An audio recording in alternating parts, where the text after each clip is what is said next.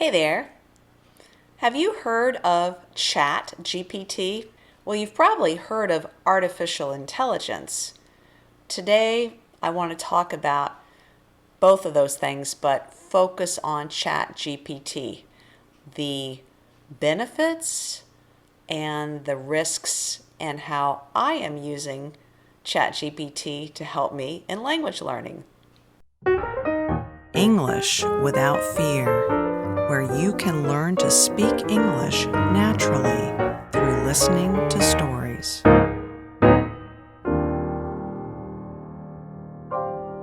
Okay, so what is ChatGPT?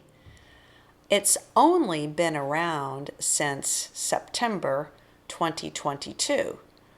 That's not that long, maybe 18 months. And it's part of the artificial intelligence spectrum, I'm going to say, AI. In English, we say AI, which is so much easier than what people say in other languages. Okay, so what is AI? It's when smart people have trained machines to do lots of tasks using lots of online resources, and these programs operate really, really fast. And the machines, like our computers, like our phones, they learn as they go along. So you've probably noticed if you are on Instagram and you like a certain kind of feed, you like certain little videos or certain posts, AI learns what you like and it offers some other suggestions. Or when you're on YouTube or you're searching for animal care products, then you'll get lots of other topics that are suggested to you. That's machine learning. And it's really good. Machine learning helps us a lot. And it takes a lot of hack work, a lot of drudgery out of the search process. And you've probably used or encountered something called a chat bot. What's a chat bot? For example, when I need to call up my bank or my credit card company or my insurance company, this little program, before I get a real person, there's a little computer program that says either on the phone when I call or on a website, what can I help you with? Because they're trying to save time until they direct you to a live person.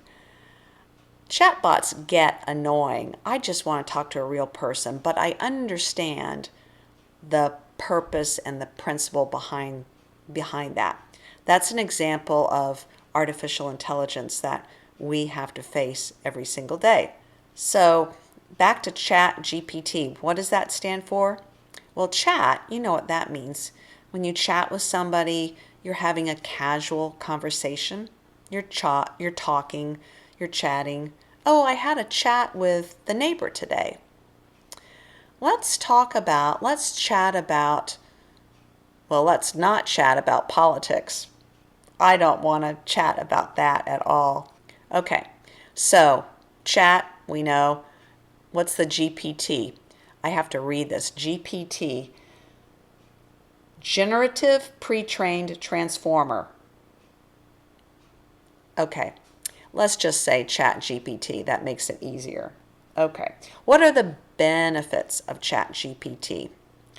Well, it saves time. If you go on Wikipedia or you go on Google to look up something, you're limited in one sense. ChatGPT apparently, so they say, has other sources, and it quickly pulls together information from all sorts of sources. Now, you have to be careful. The information might not be accurate. It's only as good as the information that a human being put into the system or on the web. But it does provide you with information. It can do something that a Google search can't do. You can say, summarize the benefits of ChatGPT as well as the risks. It will do that for you, so it can be useful. Should I go to Mexico for spring break, or should I go to the Bahamas? It might be able to offer suggestions. And just a Google search will not do that. You have to compare and contrast yourself. ChatGPT can summarize, it can make a condensed, shorter version of a long text, a long article.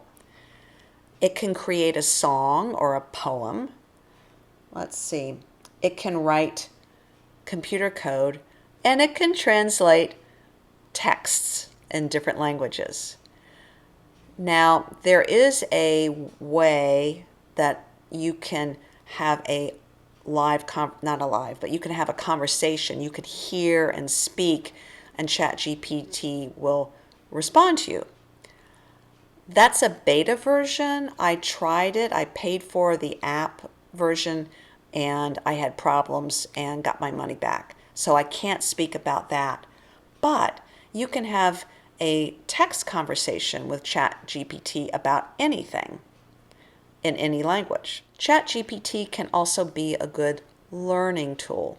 For example, if you as a student are studying about World War II, and there's a certain part of World War II that you have a test coming up for, and you've been studying, you could say, what are the 5 most important lessons we can learn from World War II?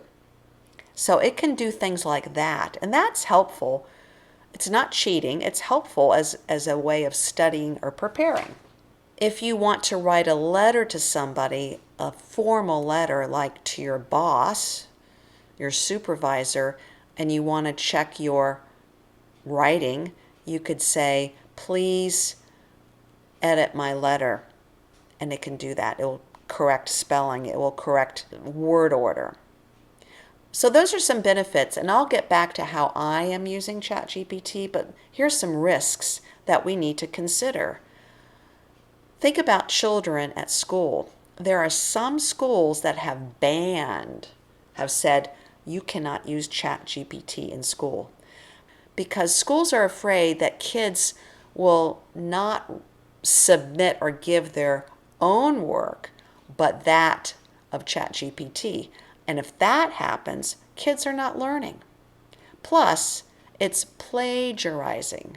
That's a big word, plagiarize. That means stealing somebody else's work and saying that it is yours.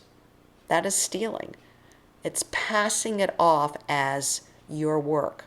Something that is more worrisome, more scary, is cybersecurity, both personal, corporate with companies, and governmental.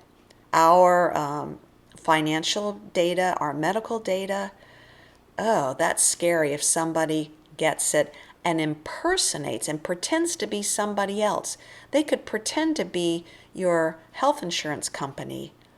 Somebody could impersonate through ChatGPT. They can do this through artificial intelligence. They can impersonate, they can pretend to be somebody in your company asking for important information, but it's not the person in your company. It's a competitor. It's somebody else in a different company. You have to be very, very careful. And then what about governments? Well, imagine this scenario. What if some bad person, a terrorist, wants to start another world war to take advantage of countries? They might impersonate, we'll say Putin, and Putin say, I'm using a nuclear weapon, and within 2 hours, if you don't XYZ. And that might cause America, for example, to initiate a nuclear war. But let me tell you how I am using ChatGPT.